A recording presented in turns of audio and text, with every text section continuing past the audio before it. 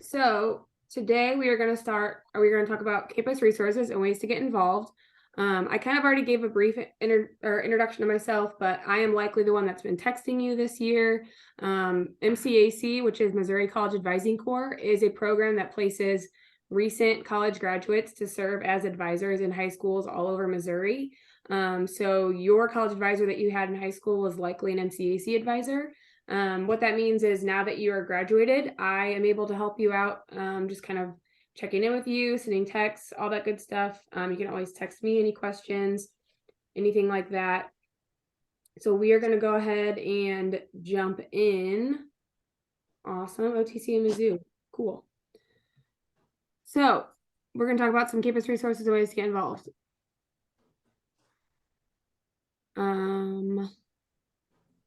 Before we get started, if you want, you can follow me on Twitter and Instagram at MCAC Retention. I try and share any scholarships I find, tips I come across. If I'm ever on your campus, I like to send pictures of where I'm at so you can easily find me. So feel free to follow me on Twitter and Instagram at MCAC Retention. And before we jump into campus resources, I want to hear from you guys either in the chat or you can unmute. What are some campus resources you know about on your campuses? We have like a multicultural center, there's like counseling, there's women's center, there's different centers for certain religions like Muslim, Buddhism, Hinduism, and Catholicism, I believe, and LGBTQ as well. So there's some stuff like that. Yep. Oh, you're good. I was gonna say tutoring, but kind of. Yep, that's a good one. So you guys both kind of touched on a lot. We are going to talk about most of all of those. These are just kind of like an overview of the resources we're going to talk about. But because I help students go into so many different campuses and colleges, so for instance, Isaac, you said you go to OTC, and the other person, you said you go to Mizzou. So those are obviously two very different schools. So the resources are going to be a little bit different depending on if you go to a community college or a four-year university. But for the most part, all campuses are going to have some form of this. So they might not call it the tutoring center or the writing center, or they might not have health services, but they'll likely have ways to connect you to that. So just some things to keep in mind when you are looking for campus resources. If you're not sure if your school has it, it's pretty easy to just go on their website and check to see, but most campuses are going to at least have the basics. So like tutoring, counseling, advising, career services, a library, all that good stuff. So first, the tutoring and the writing center. I feel like it used to be kind of like what's the word I'm looking for? Like a bad thing to go see a tutor, but it's definitely not a bad thing to go see a tutor. If you need help in your classes, like that's what tutoring is there for. And a lot of times the tutoring services people are peers. So it's not like you're going to see some like older person like that's going to be cranky and not help you out. It's usually a peer that's already passed that class in the past with a good grade. And ever since COVID, a lot of things have moved online. So a lot of things have become have a virtual option. So with a virtual option, you might be able to go to tutoring through Zoom, or you might be able to go to an online website where they offer tutoring, that kind of thing. So definitely look into that. What's also great is a lot of campuses now, they don't just offer like biology tutoring or math tutoring, but they have what's called like student success tutors. So if you're someone that maybe hasn't figured out the best way to manage your schedule, or you're not sure how to do the best way to study for a test, you can go and see a tutor that like specializes just in student success tips. So that can be something great to like go visit one time and just kind of see how it goes. On the other side of that, writing center.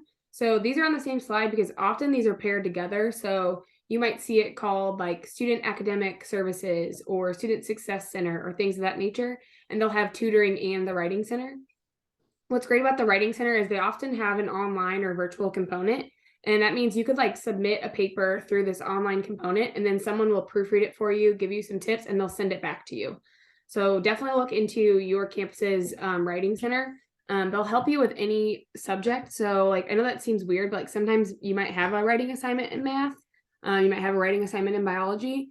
I know it seems obvious you would have writing assignments in English and things, but in college you pretty much have papers in I feel like every class. So the writing center could be a really big help with that. And then if you're like not sure where to get started, maybe you don't even have your paper started, you can sit down with someone and kind of get some tips. So tutoring and writing center is very important. All of the campus resources that are on your campus, they'll be free in terms of like you can go and get services right away, but really you're paying for those through like your tuition and fees. So it seems silly to not use them since you are paying for it.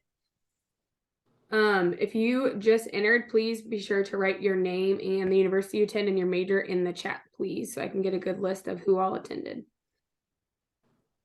All right, so this one is kind of the one that I am like, I wouldn't say most passionate about, but I want to make sure most students know about. So all campuses, for the most part, are going to have some kind of counseling center, whether that be they might send you out to someone for counseling, or they might have a counseling center on campus, but they're all going to have some kind of counseling option. You will have one-on-one options, group counseling options. Some offer family counseling, some offer couple counseling. They're often all available, and you would be able to go to that counselor. Usually you would get kind of an assessment, and then they would kind of plan your schedule out from there, so you can see them over the course of the semester. Again, that's going to be something that's included in your student fees. And the biggest takeaway I think for counseling is that it's not always formal, sit down, meet with a counselor, talk about your issues and all of that. They also will offer like stress busters or grief help, or they might just have resources for you, especially if you're someone that maybe feels like you struggle with anxiety or things of that nature. So I always recommend all students go to their counseling center and just see what's available to them, because you never know when you're going to need it. It's better to seek it out ahead of time and then wait until the last minute when you might not be as sure about like where it is or what you need. Health services is going to be one of the ones that maybe isn't on every campus. I'm particularly thinking of like MCC or probably OTC. You might not have like a health services center, but if you need to get health services, you likely have some kind of connection on campus that can point you in the right direction. But what's great about health services is obviously you can get a doctor's appointment if you're sick. The biggest one that I like is they usually have a health helpline. So like if it's after hours and you start to feel like you have a sore throat or something like that, usually you can call the helpline and they'll be able to tell you, hey, I think you need to go to the ER right now, or no, you should be able to do this, this, and this, and you'll feel better. They also often offer sexual health services and resources. So if that's ever something you need, seek out your health services center. Advising and trio. So these are often pretty similar to each other, but they're not quite the same. So with advising, all campuses do advising different. So usually your big universities, so like Mizzou, UMSL, UMKC, S&T, Missouri State, SEMO, you're going to have an advisor that is probably particular to whatever major you're in, and it usually goes by like last name. And then on community college campuses, it's different just depending on the community college. So like OTC, MCC, ECC, Johnson County Community College, Kansas City, Kansas Community College, all of those typically have a few advisors, and you're not necessarily assigned one on each of those campuses. You might be, but usually you can meet with any advisor. Why would you meet with an academic advisor? Well, a lot of you have probably met with one before to get assistance in enrolling in classes, because they're going to know all the classes that you need to take. If you ever need to drop or add a class, you can meet with your academic advisor. So maybe you're only taking 12 credit hours and it's going really well and you think you can add a class, you definitely can do that.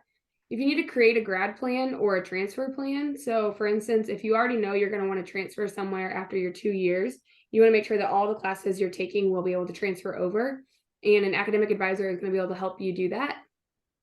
If you ever want to change your major or add a minor, or maybe you decide you want a double major, which if you do, power to you, that is a lot. But if you ever want to do that, you would meet with your academic advisor, because they'll be able to officially change your major in the system, but also they'll be able to work with you on what classes will still transfer over to your new major, what your new grad plan might look like, all that good stuff. Now, on most campuses, your academic advisor is really who you'd go to for all your academic things. But if you aren't sure where to go, if you need help, like I said, if you need counseling help, or maybe you're not sure what other resources are available on campus, you can go see your academic advisor and they'll be able to connect you to other campus resources. So if you're ever not sure, like you need help, but you don't know where to go, meet with your academic advisor, and they should be able to get you connected to other resources on campus. Trio is a great program. Unfortunately, it isn't on all campuses, but it's one of my favorites, so I really like to highlight it. Trio is a federal program, so it's something that is federally mandated from the government, and it basically just provides extra support to students that need it. So to be eligible for Trio, you have to either be minority, low income, first gen, or have a disability. But if you have any one of those things, you qualify. And what's great about Trio is it gives you an extra one-on-one advisor. They often have their own computer lab. They have their own textbook rental program typically. They have on community colleges, a lot of Trio programs will do campus visits for other universities. They often have scholarship abilities. They sometimes even have like grant funding and things. So Trio is a really great program. If you're not sure if your campus has one, definitely look it up. I know for sure Mizzou has one. I know MCC has one. I want to say OTC might, but I'm not 100% sure. But if you look it up on their website, you'll be able to find it. It is a really, really great program.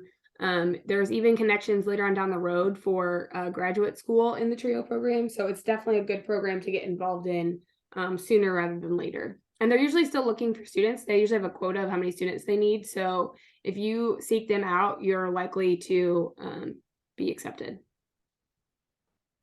So IT help. I always get a lot of students that either don't know how to get into their student portal, or they've been locked out, or their password won't work. That is when you would want to see your IT help desk. So a lot of campuses have like a phone number or an email you can call. Some even have like a live chat feature. I know Mizzou does like a live chat. So if you ever need help, like you're locked out of your student email, or you need to reset your password, or maybe you're having trouble connecting to Wi-Fi. I know a lot of times like the phones for whatever reason don't want to always connect to the Wi-Fi, and so you might need IT help with that. Or if you're trying to get like the Outlook app, like your student email on your phone, that's something that IT can help with too. If you can't connect any printers, or maybe you're getting a printer for your dorm, you need help set up. If you're having network issues, if you live in the residence hall and you can't get your cable TV to work, that would also be an IT help situation. And then if you're having any really general computer problems, so I'm not a computer guru. I try to learn everything that I can, but I'm not the best at it. So if you're ever having any like computer issues, even if it's something that seems really simple, reach out to your IT help desk. That's what they're there for. They're there to help you out and make sure that you can get it figured out and get the help that you need. All the computers are usually different, but typically they have someone that specializes like in a PC, in a Mac, and in all the different operating systems. So definitely seek out your IT help desk if you ever need help with anything like that. Financial aid. So this slide is kind of long because there's a lot that your financial aid office can do for you. I think a lot of students just assume like, oh, they're just the people that manage my bill, but they can do a lot more than that. So obviously they can check your bill and help you understand any charges. So if you're seeing things on your bill that don't make sense to you, you can email your financial aid office. You can take the bill in and ask them about it, anything like that. But then there are other things you could do. So work study assistance, if you're someone that on the FAFSA put yes or I don't know for work study, you might qualify for it. If you're not sure, you can go see your financial aid office. And then if you're also not sure what work study positions are available, definitely go seek out your financial aid office. I will put in a little tip. If you put no on the FAFSA for work study, but then you change your mind, you still might be able to qualify for it, but you'd have to go reach out to your financial aid office. So financial aid office is like your one-stop financial aid shop, but they can also do a few other things, such as work study, financial literacy. So if you are like wanting to set up a budget for yourself, usually your financial aid office is willing to help you with that. Scholarships. So if you need help finding any scholarships, FAFSA assistant. So a lot of you know that I will offer, or I'm offering one-on-one virtual FAFSA appointments on Zoom. So if anyone needs help, you can make an appointment with me and we will get your 2023, 2024 FAFSA knocked out. But if you're someone that wants to do it in person, your financial aid office is usually the place to go. They also can help you mail off your sheet. So if you're someone that your parent doesn't have an FSA ID or password for whatever reason, you can go to your financial aid office and they'll help you mail off the signature sheet. If you need to get on a payment plan, so a lot of campuses don't advertise that they have a payment plan, but if you only owe like $500 more or $1,000 more and you can't pay it all out of pocket and you want to do it over a payment plan, you can get that set up through your financial aid office to pay it like a month at a time. if you accepted too much loan money, so let's say you took out a subsidized loan for like $2,000 and you only need like 1,000 of it, rather than keep the 1,000, if you want to send it back so that you're not having to pay any interest on that later on down the road, you can return your loan money. Just work with your financial aid office to figure out what that process is, and you can get that sent back. Now, I will say a small tip here. If you did take out too much loan money and you don't want to go through the hassle of sending it back, I know it can be really fun when you get that refund check to go spend it on all kinds of fun stuff. But instead, what you should do is either put it in your checking account, use it for things like rent, bills, food, all that good stuff. Or you can put it in some kind of high yield savings account. That way, you're at least growing that money instead of it just sitting there. Now, I will say, without getting too confusing and too much into financial aid, subsidized loans aren't accruing any interest while you're in school. So if you have a subsidized loan, it won't accrue any interest until 6 months after you either graduate or fall below full-time student. So that can be a really good way then to build money on that. Great, make some money if you don't want to return it. Unsubsidized loans, however, are accruing interest the whole time you're in school. So if you took out too much unsubsidized loan, you probably don't want to keep that money if you don't need it. So definitely return that. Financial aid appeal. So let's say you filled out your FAFSA and 2021 was way different than 2022 is now. Your financial aid situation, you can file an appeal through your financial aid office to tell them, hey, I need more financial aid money. You can also file an appeal to, like, let's say you need help paying for a computer, or let's say you need help paying for childcare or things of that nature. There's a lot of different reasons you can file a financial aid appeal, and I would encourage you to look into that if that's something you need help with. There is a website I'm not going to put the whole website in, but there is a place you can go called Student Swift, and they actually do, and they'll create an appeal for you. So they create like a letterhead that you can create, so that way you can have an appeal to send to your financial aid office. Now, again, most financial aid offices are going to have some kind of special form you have to fill out, but if you can get that process started through Student Swift with their letter that they generate, that can be even better to get started. So definitely seek that out. Student Swift. Making sure I have the right website.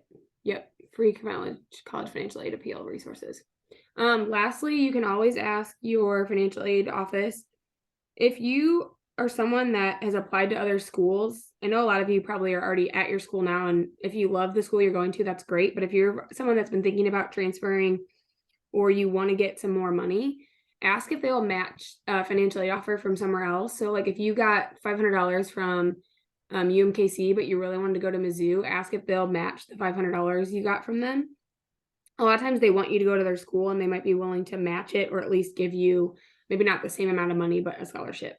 And then again, you can always ask for more financial aid. So check and see if there's any more financial aid they're able to provide you, whether that be a scholarship or a grant or loan or something like that.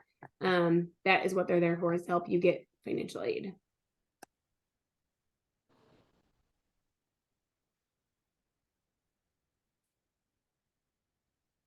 Professor office hours. So how many have you guys gone to professor office hours before? Yes. Awesome. So they're really I wouldn't say like super, well, what's the word I'm looking for? I wouldn't say like if you never make it to one, you're like, that's bad, but they can be a really, really big asset to go to, especially if you're going to need any recommendation letters down the line, or if you're trying to get into a research program. Professor office hours can be really helpful. So if you go to professor office hours, there's a few different things you could do at your professor office hours. So you might just go and introduce yourself, get to know your professor, just let them know, hey, this is what I'm studying. I really enjoy your class. You can ask questions about homework, lecture. Maybe you had a test that you didn't do so well, and you want to ask them like, hey, why did I get this question wrong? Or, hey, what's a better way to be studying for these tests? Or you said this in the lecture and I'm not really sure what you meant. Check for research opportunities. So maybe your professor is a research leader. You can see if they have any research opportunities that are them. If you have like a tough problem or a tough assignment and you need some help with it, you can go see your professor for that. Ask for ways to improve in the class. So if it's a class you're struggling in and you're like, I'm not really sure, like, how much should I be studying for this class? What are some ways I can improve? Definitely seek out your professor office hours. And then whenever you go to professor office hours, don't go without like a plan, because they're usually very busy. You don't want to just show up and be like, hey, what's up? Like, be prepared, have questions you want to ask, be ready to do something. That way you're not just wasting their time. Now, most professors, their office hours will be like listed on the syllabus they gave you at the beginning of the year. And it's usually like 1 or 2 days a week where they might be like 1 or 2 hours open, available for you to get any help you need. If you're not sure when your professor office hours are, definitely just send them an email and they'll be able to help you out. I also have office hours that I'm doing every other week on Wednesdays, where I just kind of hang out on Zoom. And if you guys ever want to like talk about anything, let me know how classes are going, or if you have a question about changing a major or transferring or anything kind of like college related, and you just want someone to like get advice from, you can always drop into my office hours. Tomorrow they will be, let me double check because I've just changed the times, but I've got a lot of windows open. So I will be on Zoom 9:30 to 11:30, 12:30 to 2:30, and then 3 to 5. So anywhere in those windows, you guys can just stop into my Zoom, get any questions answered, get any help with anything you might need. If you need to make an appointment outside those times, you're also always able to do that with me. Just send me a text and we'll get you hooked up. All right, so I think at the beginning, we mentioned some of these special department offices, which I was really excited to hear about because these are the ones that usually get kind of forgotten. So almost all campuses are going to have these departments and offices. It just might look different depending on what campus you're on. So obviously you're going to have your LGBTQ, IA plus, depending on what they call it on that campus, but you'll have some kind of department or club or group for that. And that is a really important resource, especially if you're a student that identifies as that and you're not feeling like you fit in or you can't find your place, or maybe you need help with navigating some of those circumstances that come along with that. So definitely seek out that department. Again, everywhere is going to have like a Black student union or a Black student center, which is great too. You can find people there that maybe have similar interests to you. And again, you'll get more resources to connect you to things through that. Women's Center is also great if you're wanting to get more involved in like women's rights issues and things of that nature, or you're wanting extra support, which is women's issues in general. You can go to your Women's Center. Disability services is going to be on every campus. It's required to by law. So if you are someone that has some kind of disability, whether it be a learning disability or a physical disability, or maybe you're hard of hearing, or it's hard for you to see the board, or you need special accommodations, definitely seek out your disability services center.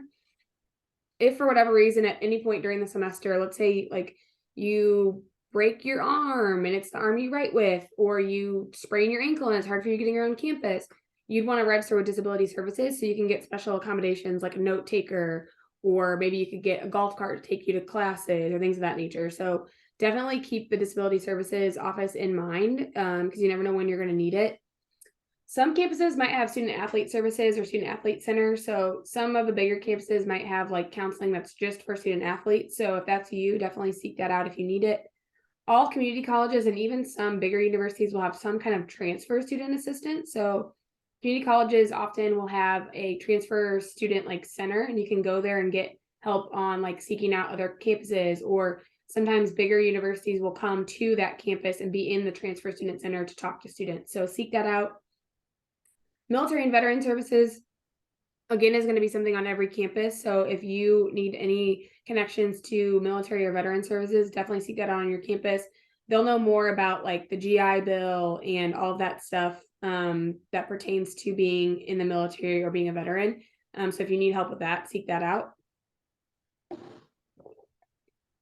And then you'll also have like international student support, and this can look a lot different. So you might have an English as a second language center on your campus. You might have very specific international student support. So there could be like a specific club or group of students, but they're definitely going to have some kind of international student support and center. So definitely seek that out if you're needing help with anything kind of international student specific. And then lastly, something that I really love that a lot of campuses are starting to do is food pantries on campus. So I know K-State has one, Mizzou has one. I'm pretty sure Missouri State has one. I don't remember if MCC has one or not. They might, but they'll have food pantries on campus for students that maybe, you just are a little short on money that week, or you're low on meals for the week on your meal plan. You can go to the food pantry and get a few items of need. Which reminds me of something that's not on here, but I know Mizzou has one, and I think a lot of other places do too. If you ever need like professional business attire for like an interview or things, a lot of places on campus also have that now, where you can go and get either a very cheap professional business attire, or you might be able to rent out like a suit for an interview.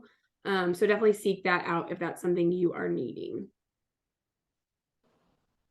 So that was all mostly about the campus resources. We're going to jump in a little bit to getting involved on campus. A lot of you probably have already sought out ways to get involved. So whether that be joining a club or looking at rec sports or volunteering. But if you haven't, there's a few other ideas. So for instance, student government. Most campuses are going to have some form of student government. They'll have like a student body president. Your residence hall might also have a residence hall leader, residence hall government, which is cool. And student government isn't just for like future political science majors or pre-law. Like anyone can be in student government, and it can be a really fun way to get connected to people on your campus. So that can be kind of fun. Become a tutor. So earlier I mentioned tutoring services. That can be fun, but maybe you're someone that's excelling in your classes and you want to make a little bit of extra money and you want to kind of get more involved. Become a tutor on your campus. That also looks really great on a resume, so keep that in mind. However, maybe you don't want to tutor, but you still want to make some extra money. Look for a part-time or work study job on campus. I always try and tell students, if you can, to get a job on campus before you look off campus, because on-campus jobs are more willing to work with your student schedule than an off-campus job is. So somewhere like McDonald's isn't going to care if you've got finals that week. They're probably still going to schedule you a ton of hours, whereas somewhere on campus is going to be more mindful of your schedule. All campuses have a bunch of different honor societies you can join. Just be careful about their accreditation and any fees that might be related, but honor societies can be another great way to get involved. And depending on what your future plans are, an honor society can be really, really good on your resume. You guys all probably know about Greek life, so maybe you want to join a fraternity or sorority. However, there are actually a lot of campuses that have non-Greek life, so they might have a sorority, but it's not Greek. It might be service oriented, or it might just be kind of like a social club. But those do exist. If that's something you're interested in, just look and seek out those clubs on your campus. But there's not just Greek sororities or Greek fraternities. There's other ones outside of there too that you can be a part of. And then lastly, research opportunities are always really, really good to get on your resume and to kind of get under your belt, especially if you're wanting to do something in like the social sciences field or obviously science. Research opportunities can be really good. Research opportunities are usually in abundance, but it can be hard to get them because there's a lot of qualifications and stipulations. But if you look hard enough, usually you can find one. There's sometimes like you can get connected to them through your professor or through your department. So for instance, like if you're a biology major, you can seek out your biology department head and they'll know research opportunities for you. But that can be a really great way to get involved and to help build up your resume.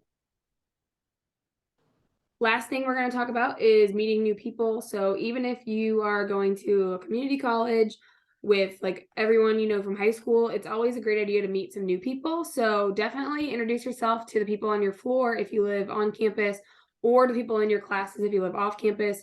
I know that you guys are more than halfway through, so you've kind of already probably done this, but this is something to keep in mind for the future, to keep meeting new people, keep introducing yourself. You never know who you're going to meet and network with. If you attend campus events, introduce yourself to people at the events too, even upperclassmen. Do homework in social settings. So maybe go to like the coffee shop or the student center or your residence hall lounge. That can be a really good way to meet new people. And maybe they're working on, similar homework to you and you can get some help. Visit your local coffee shops, restaurants, and events. So for instance, a lot of campuses will obviously have events that they'll do on like Friday nights and things, but you might also have your local community theater that's doing your favorite, like that's doing a play or a musical, or you might have like a jazz night, or going to, your local coffee shops that aren't on campus, things like that, because that's also going to introduce you to new people.